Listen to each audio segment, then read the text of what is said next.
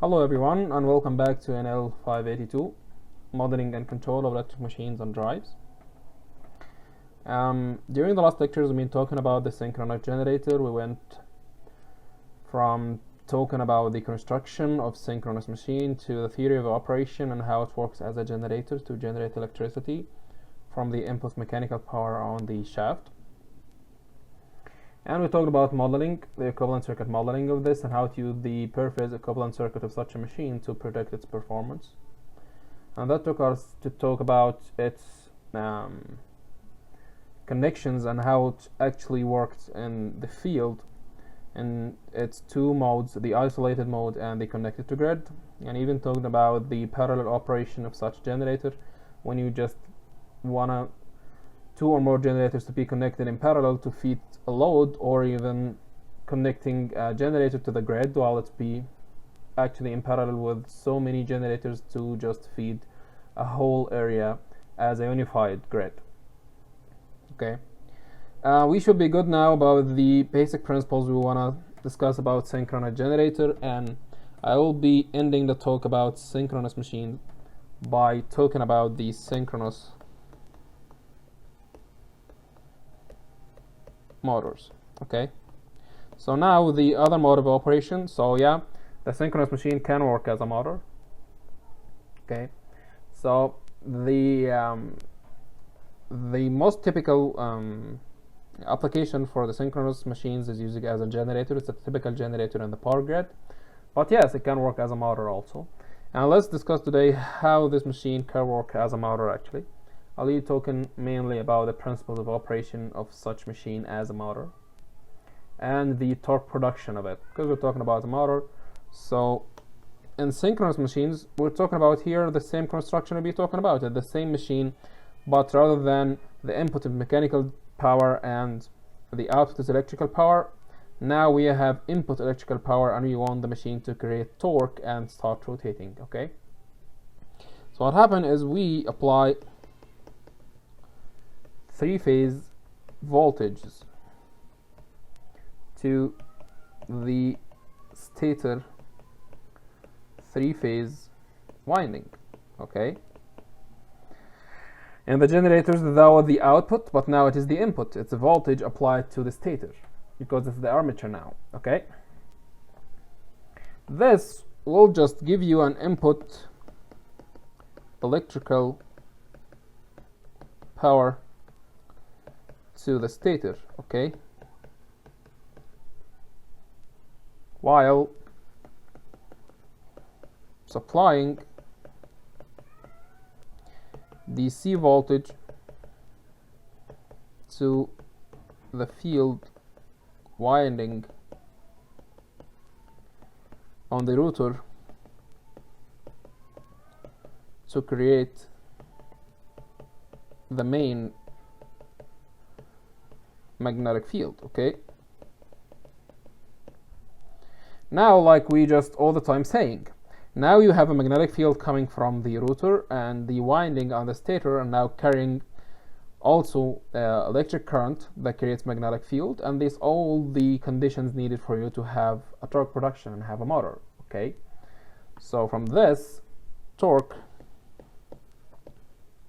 is induced on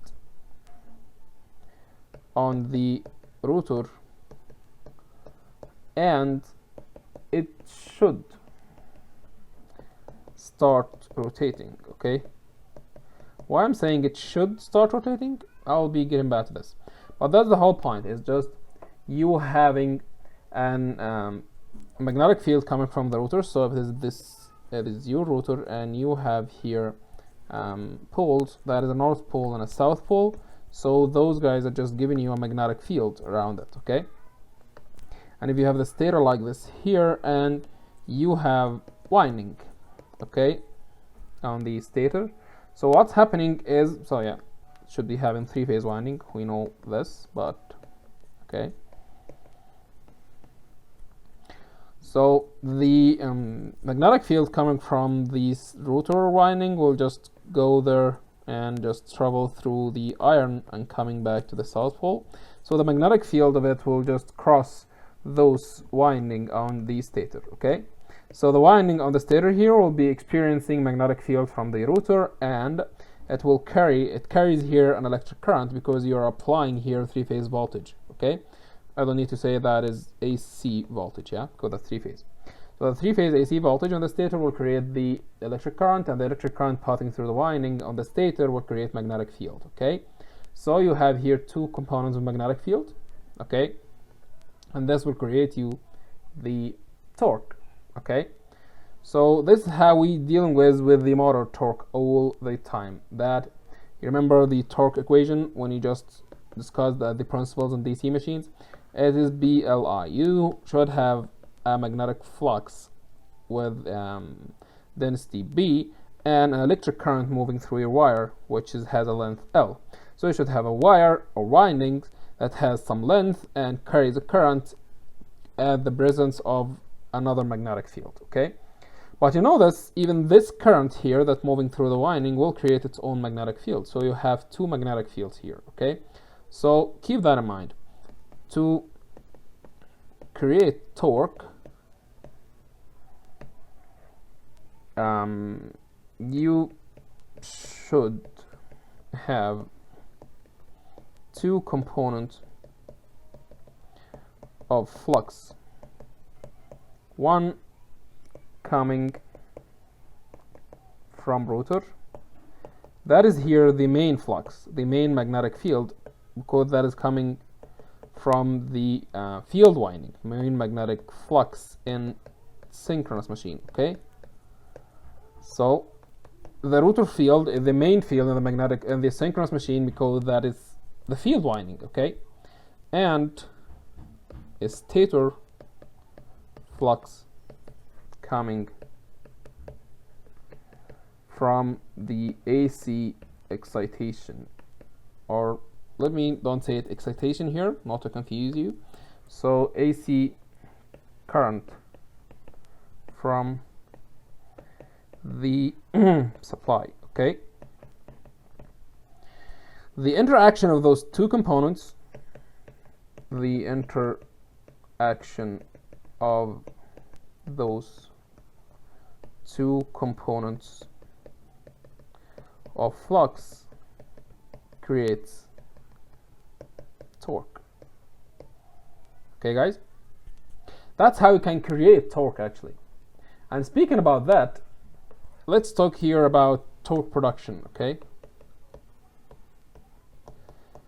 actually that is a principle that can be applied to any kind of machines, but I will be talking more here about the synchronous machine. So to create the torque, like we just said here, you have two kinds here. So one we call it excitation torque, and the other one we call it the reluctance torque. Okay, sometimes we call it saliency torque. Why we call it saliency torque?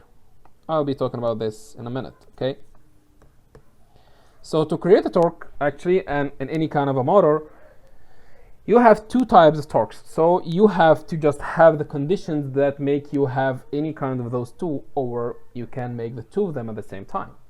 Okay, so let me talk about each and every one of them here for you. So for the excitation torque, because that is the first one we talked about, is we need two components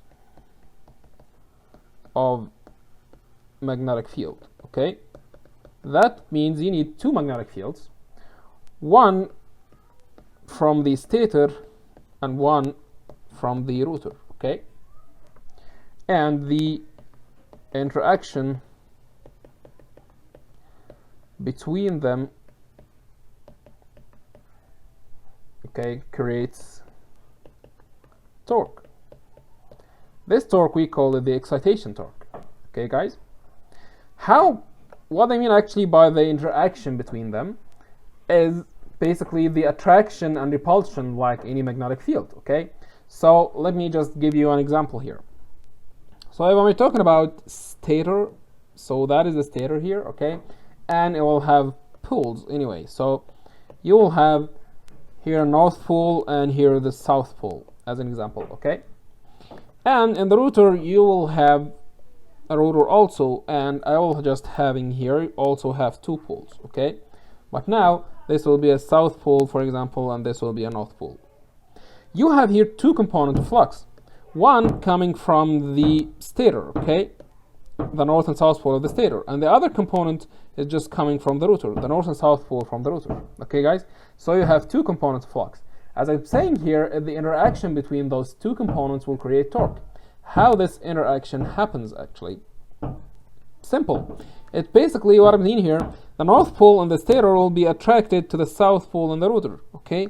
And the north pole in the rotor will be attracted to the south pole in the stator. At a position like this, because this north pole in the stator is trying to attract this south pole of the rotor, and this south pole in the stator trying to attract this north pole in the rotor, this rotor will start rotating in this direction, okay, until they're just aligned together, okay? So that's what I mean by torque production. Now you created a torque, okay guys? So what I'm saying here, we are making use of the attraction between magnetic poles, okay, the north and south poles. Yes, one pole of them, this north pole and this south pole, one of them will be the stator and one of them will be on the rotor, and this interaction, the magnetic interaction between any north and south poles, will create you the torque, like in this position here, okay guys? And that we call it the excitation torque, and that's the one found in all what we talked about before. It's just we talked about in DC machines, and here in a synchronous machine we'll be having the same idea. It's just you have magnetic poles in the stator coming from the current moving in the winding, and you have also magnetic field in the rotor coming also from the DC voltage, the DC current moving in the winding in the rotor, and the just interaction between them, like I just illustrated here, will create the torque and the rotor will start rotating, okay? So it's not just here for synchronous machine, it's just here a total principle. I'll be talking about specifically about synchronous machine in a minute, okay? But those types are just general for any kind of machines. The other type is what we call the reluctance torque or the saliency torque, okay? Why we call it a saliency torque or reluctance torque? Because we need, one component of flux coming from a member, which is the stator or the rotor, okay, and the other member has to be salient pole. That's why we call it the reluctance torque or the saliency torque, okay? Because just depending here on the change or in the reluctance, in the magnetic reluctance, or just having saliency here, okay? Let me give you another example. So the same idea is I'm here having a stator that's having 2 poles, okay? Here the north pole and here the south pole.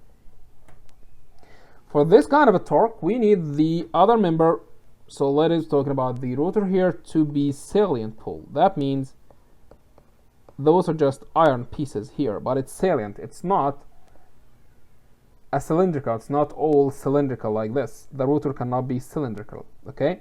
Why? Because just like the same idea we had before, if you have like this north pole will attract this iron piece, and this south pole will be attracting this this iron piece like this, and the rotor will start rotating this way, okay? So that is also a way to just create torque, okay? So here we make use of the attraction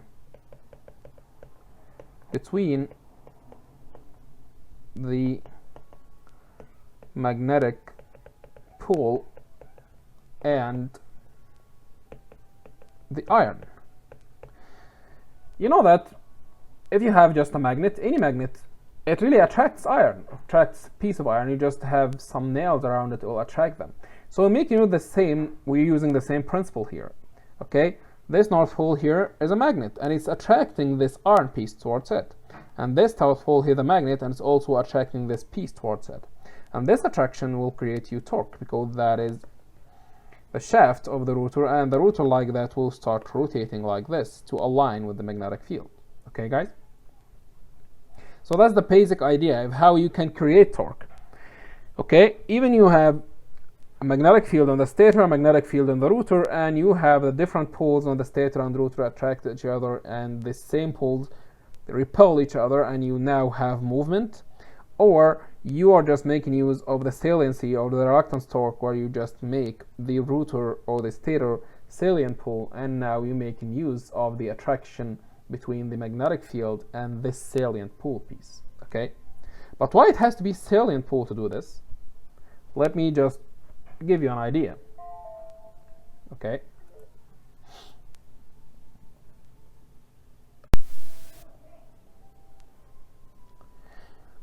if it's not a salient pole rotor here, okay, so let me just draw it like this. So here's again your stator, okay, and it has two poles like this. That is a north pole and that is a south pole, and now you have the rotor cylindrical.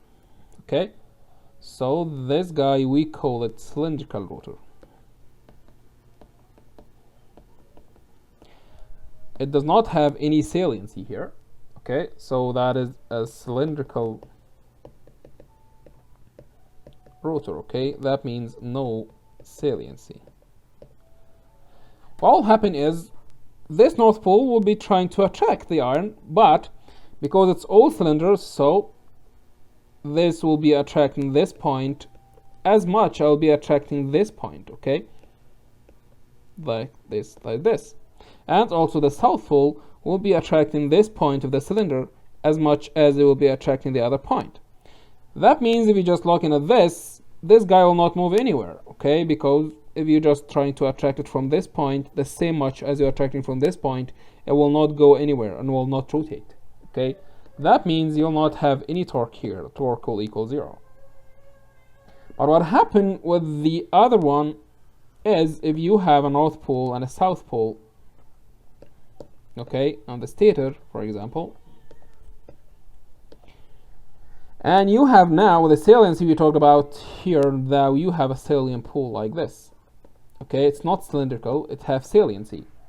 Okay, now what will happen is this north pole, this salient pole will be much closer to the pole compared to this. Okay, so the attraction force here will be much higher compared to this one, so it will drag it towards it. The same idea with the south pole.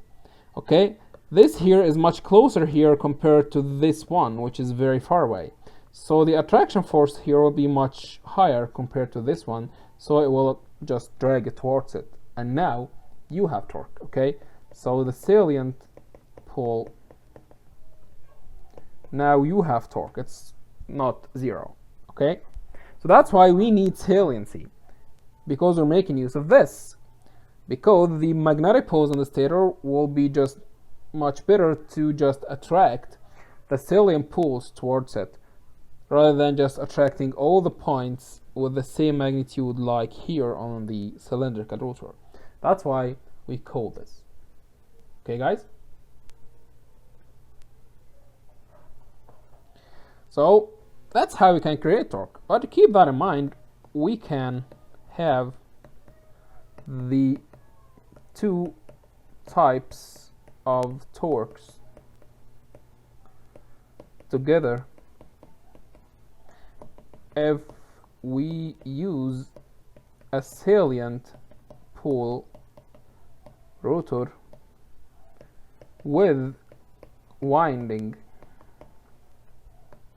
excited by, or just with winding excited by electric current, or even permanent magnet, PM. What I'm saying here is you can have the both types together. Okay, that is, tell your north pole and south pole in the stator, and this is the rotor like we said, and it is salient pole. But rather than just having it as a piece of iron like this, no, we can just even have to put here windings, okay, and this winding is just fed by an electric current, and now you have both of them, because now you will have magnetic field here. This one will be just having that's the south pole, and this will be having a north pole. So for this you will have attraction between the north pole and the south pole here on the stator and on the rotor, and also you will have an attraction between the north pole and the stator and even the iron pole, the salient pole, on the rotor. So you will have just much higher torque here, okay? But like we said, everything comes on a cost, okay? If you don't have that much torque, so you don't need to have the headache of having added winding or permanent magnet to the rotor poles, because that comes with more complication and more money. So it's all engineering solutions. Now you can have torque just by having winding. That means you have a cylindrical rotor but having winding here or permanent magnets, or having a salient pole without winding, or having the both of them, salient pole and winding, excited by electric current, or having permanent magnets, okay? Like I said, each and every one, it just comes with a cost, so it's up to you. It's up to the application you're trying to create, okay guys? Okay.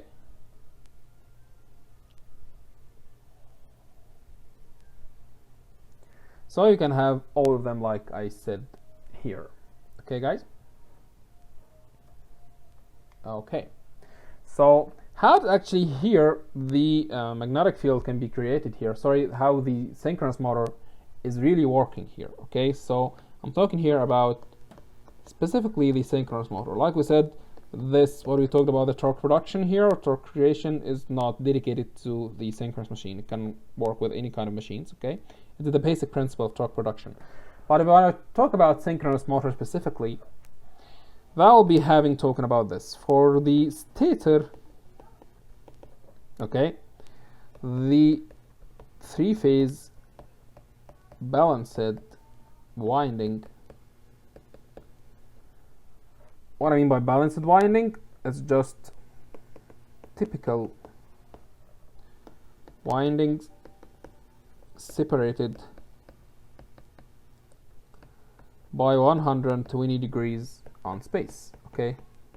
That means you have three separate windings. They are exactly the same winding, the same number of turns, the same size of wires, everything, but they are having 120 degrees separation around the circumference of the stator, okay? So the three-phase balanced winding are fed from balanced three-phase AC voltage supply. Okay, having balanced three-phase supply, that means same voltage magnitude and 120 degrees time shift. Like we said before, just having three-phase balanced voltages. So the three waveforms of the voltages they are all having the same magnitude but 120 degrees phase difference between them in time. Okay guys, like I said before, if you remember, is having this condition, balanced three-phase winding fed from balanced three-phase supply, this creates rotating magnetic poles. Okay, like I said before, how this happens, we'll be talking about this when we're talking about induction machines, but keep it for you now. It's just, if you have balanced three-phase winding fed from balanced three-phase voltage supply, it will create a rotating magnetic field.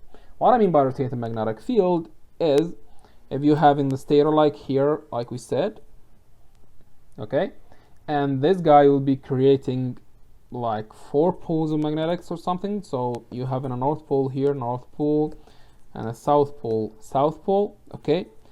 Those poles I'm talking about here will not be fixed in position like this all the time, but they will be rotating. So it will be the same pattern like this, but they will be rotating around the circumference on the stator in some direction, clockwise or anti-clockwise, it depends, okay? But this, what will happen if you have balanced three-phase winding fed from balanced three-phase supply, okay? So it will be creates rotating magnetic poles, rotate at the synchronous speed ns equals 120 f over p.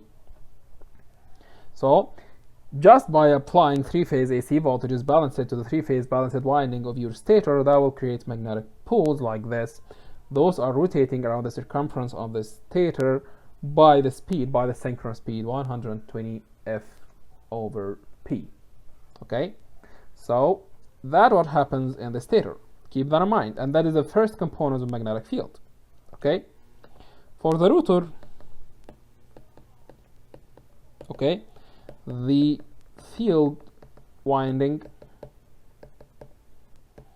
on the rotor are fed via the slip rings and brushes, because it's talking about here supplying voltage to a rotating member, so you have to use slip rings and brushes like we illustrated before, okay, by a DC voltage, okay, and this DC voltage creates, because we are just having DC voltage applied to this winding on the rotor, this will creates north and south poles, okay, having fixed position relative to the rotor itself, okay? So it will not be fixed because the rotor at all is just rotating, but those poles will be just fixed in position relative to the rotor body. What I mean by this is just if you have the rotor like here, if it is cylindrical or salient pole, it doesn't matter, but you will be having like poles here. That's a north pole, and that is a south pole, south pole. Those north pole and south poles will be just keeping in this position relative to the rotor, yeah, but the rotor itself, it's all rotating, okay? So it will rotate with its poles. So the poles will be just fixed in their position, but the whole rotor is rotating, okay? So it will be something like that, yeah? So look at this position like this. Now you have two magnetic fields, one from the stator and one from the rotor, yeah? What will happen is this south pole of the rotor will be just attracted to the north pole of the stator, sorry, the other one. So the south pole of the stator attracted to the north pole of the rotor. And the same idea with this, this, and this. So you will have the pole of the stator and the poles of the rotor attracted to each other. You have a big clutch here. They are all just coupled to each other, yeah? So what happens is each pole of the rotor will be magnetically attracted, or say it coupled, with a different pole on stator, okay? So the south pole on the rotor will be attracted to a north pole on the stator, like we said here. And the north pole of the rotor will be attracted to the south pole on the stator, okay? They're just attracted together, coupled. What will happen now?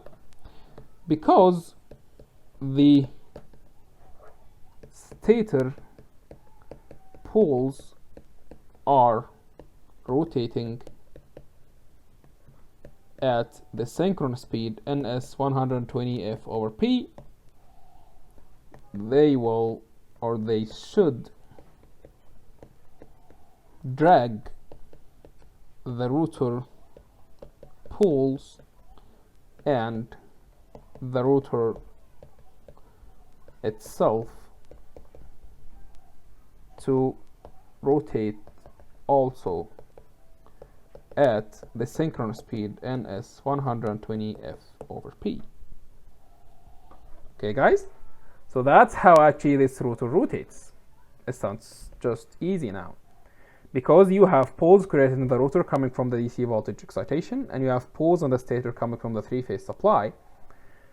Each north pole on the stator will be attracted to a south pole on the rotor. They are magnetically coupled together like they're just attracted.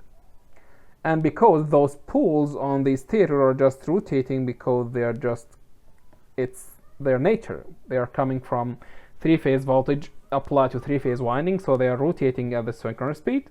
So each pole on the stator will drag the pole that is attracted to on the rotor with it while it's rotating, so the rotor should start rotating also at the same direction with the same speed. That's why we call it a synchronous motor, because the rotor rotates also at the synchronous speed. Okay, the rotor itself rotating here at the synchronous speed. That's why we call it synchronous motor, because the rotor rotates at synchronous speed. The synchronous speed is the speed of the magnetic field, okay guys? But because of this here, how it works, actually the rotor of this machine rotates also at the same speed like the rotating magnetic field of the stator, which is called the synchronous speed. That's why this motor called the synchronous motor, okay? I hope you understand here how this works, or how this motor works in here, okay? It's simple. You have magnetic poles on the rotor and magnetic poles on the stator that are magnetically coupled together because of the just law of attraction between different poles. Each north pole on the stator will be attracted to the south pole on the rotor and vice versa. And because the sets of poles coming from the stator rotates with the synchronous speed, they will drag the poles on the rotor to rotate with them while staying coupled together. So the rotor will be also rotating at the same speed, the synchronous speed, ns. That's why it's called the synchronous motor, and you can calculate it like 120 F over P. Okay guys?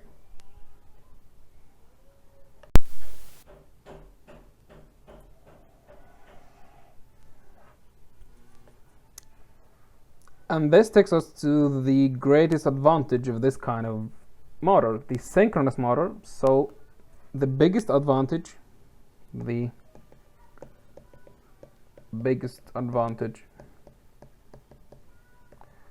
of synchronous motors over the other kind of motors, DC motor for example, is it rotates at a fixed speed, the synchronous speed, ns, 120 F over P. Why? So at a fixed speed, even with load change, okay? So like the speed here is 120 F, that's the frequency, and P number of poles, okay? So this has nothing to do with the load applied to the rotor itself, okay? So that's a very, very big advantage of this kind. It's fixed speed, even with change in the load. Remember the DC motor, so I'll be just giving you a hint. Remember the DC motor? The DC motor, for example, the shunt one or something, you have, remember the torque speed characteristics of the machine. Okay guys, so you're having here the T and the omega M. If you remember with the DC machine, it was just going down, something like that. With the increase in the torque, that means increase in the load.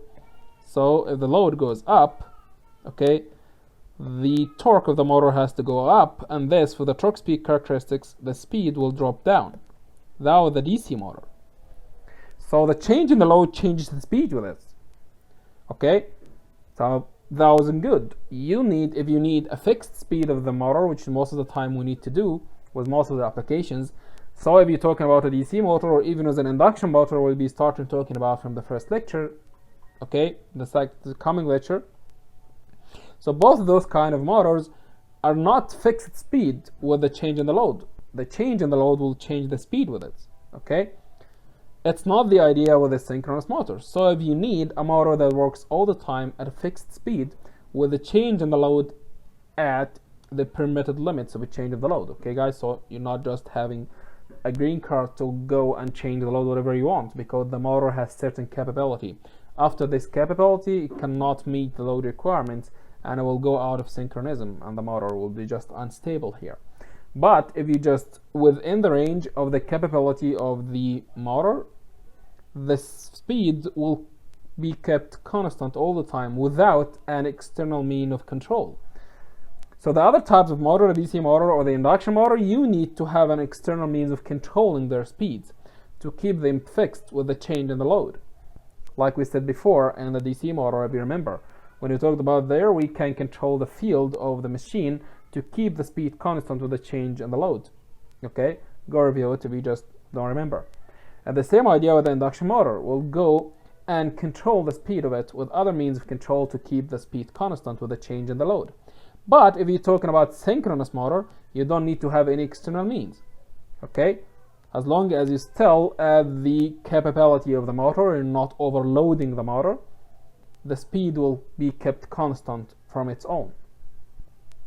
Why? It's just coming from the theory of operation of the motor itself, because the rotor rotates by the coupling between the poles of the stator and the rotor. So they're required to keep rotating at the same speed all the time because they are coupled together. And the poles of the stator rotates at the synchronous speed. It's how its nature works. So the rotor itself will be rotating at the same speed. Okay, guys? Okay. So that is the very big advantage of this kind of a motor. The synchronous motor comes with a fixed speed. So if you want this, if you want an application that requires your speed to be fixed all the time, so you go with a synchronous motor. Or you use another type of motor, but to have in your mind that you'll need an external mean of control to keep the speed of the motor constant with the change in the load. So that's the biggest advantage of this kind of a motor. But what about the problem with it? So if it is that good, why it's not the most popular one? So like I said at the very beginning lectures, the most popular kind of a motor used in industry is the three-phase induction motor. We'll start talking about from this coming lecture. Why it's not the synchronous motor? Because it have also a big disadvantage. Okay, so the biggest disadvantage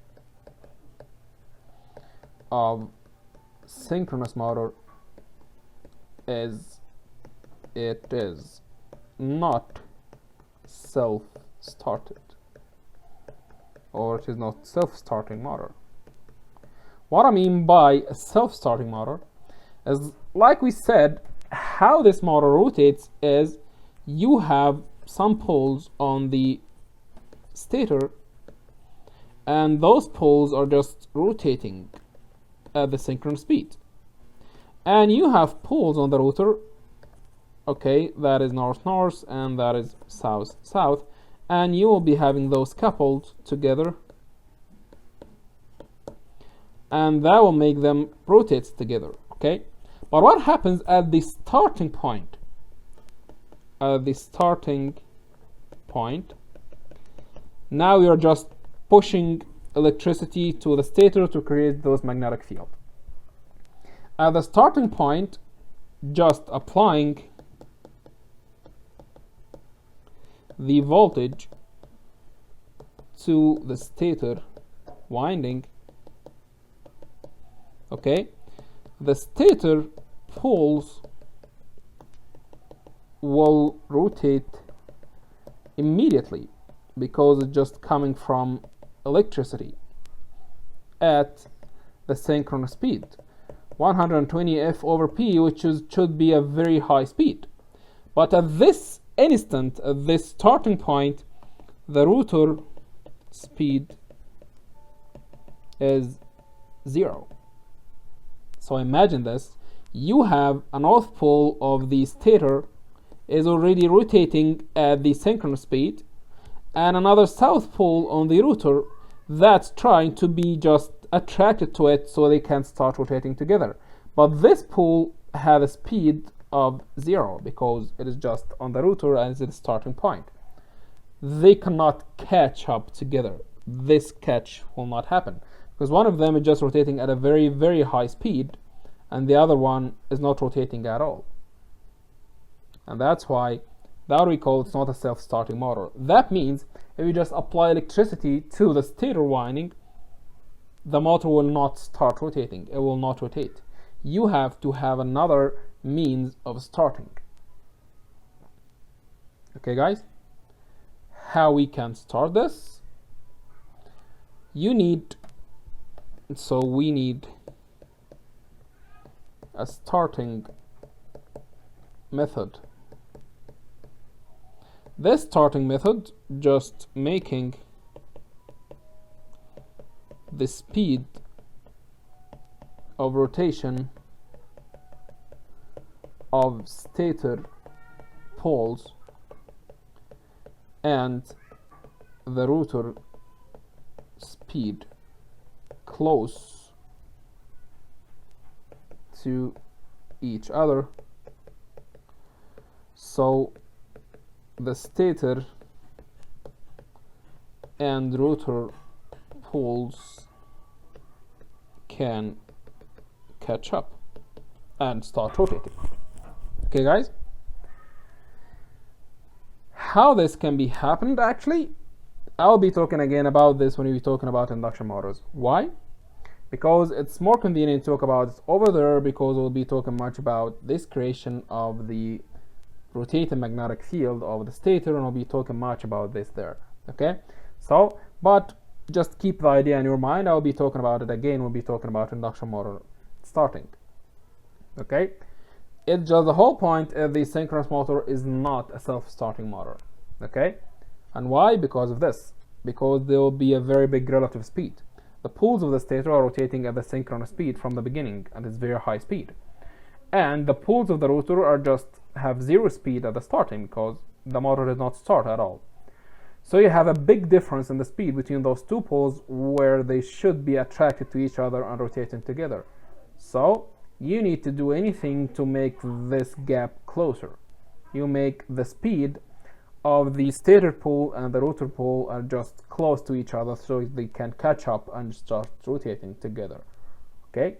How this will be happen, I'll be talking about this when I'm talking about the starting of induction motors, because we will be having much more principles to be covered in induction motors that will make our life much easier when we're talking about it here.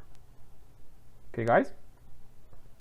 So the main advantage of synchronous motor is being a constant speed motor with a change in the load. And the main disadvantage of it is it's not self-starting motor, so you need another method to make it start from the beginning. Okay, guys? The modeling of the motor is just using the same equivalent circuit diagram we used before with the generator, because it's just the same machine. That is RA, JXS, and that is your induced voltage, and now it is the terminal voltage. The difference is here the terminal voltage is higher than the induced voltage, so the current is going inside the machine, because we're not talking about a motor mode. So the current is coming from the terminal voltage from the supply into the machine. Okay? So now if you want to just find the induced voltage of the machine as a phasor, will be the terminal voltage minus RA IA minus JXS IA. Okay, guys?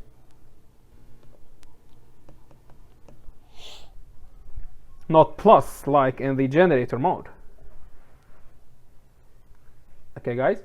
And this will come in a difference also in just having the phasor diagrams. If you remember, if you want to draw the phasor diagrams here,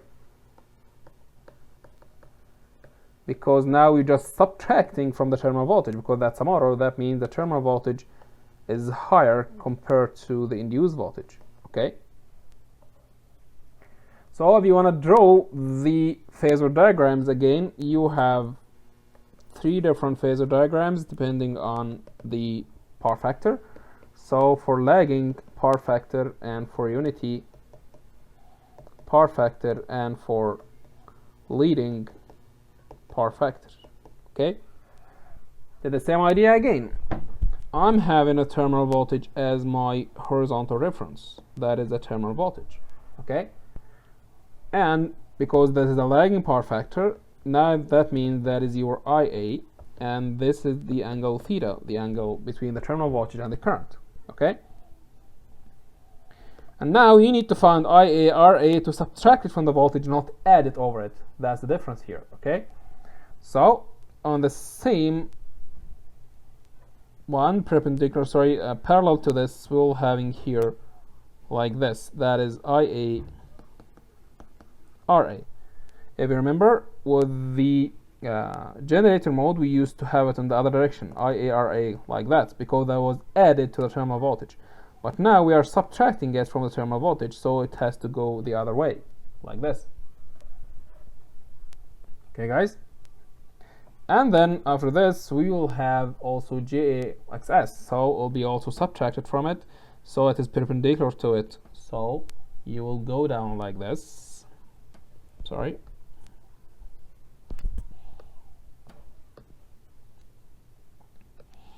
Yeah.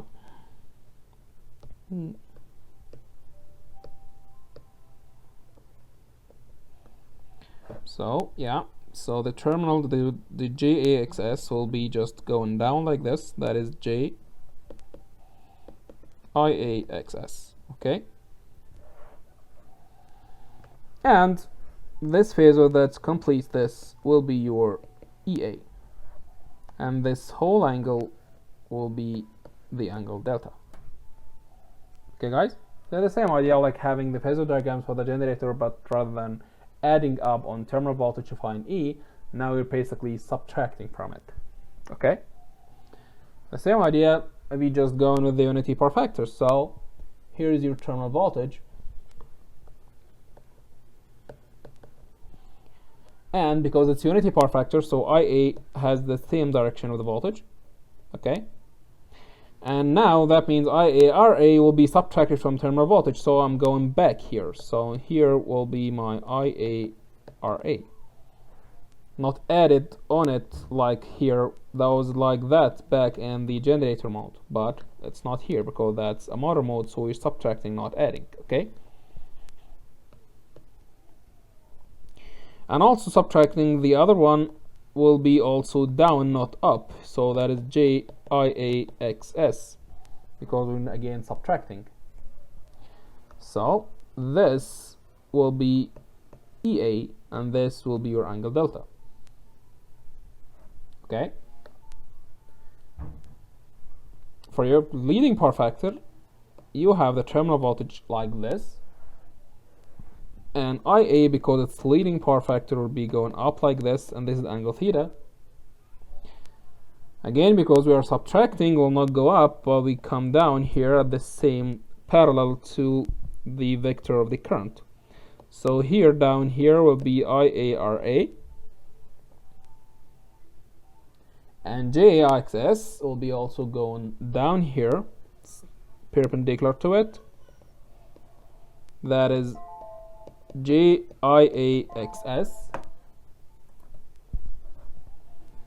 and up here you have EA, and that is the angle delta.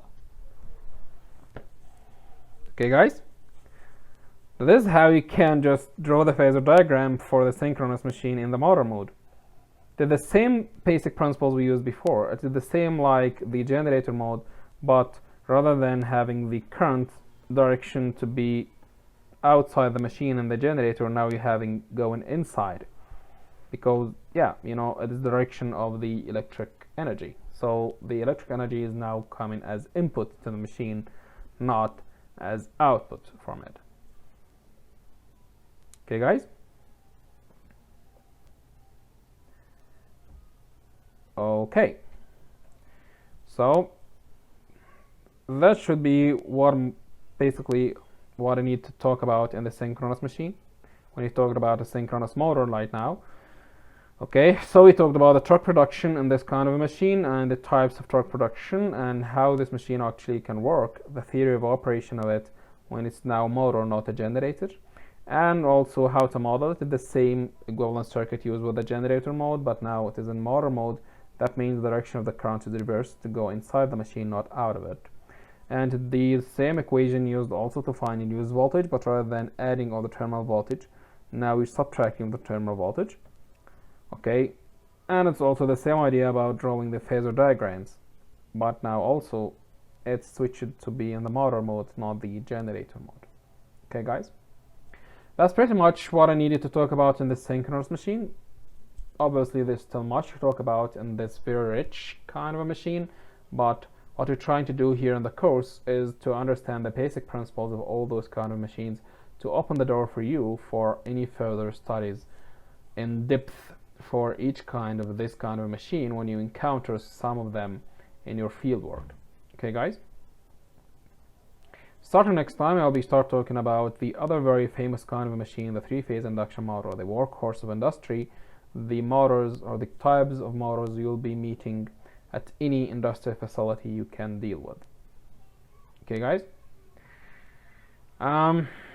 That's all. Thank you so much for joining me today, and I hope to see you next time.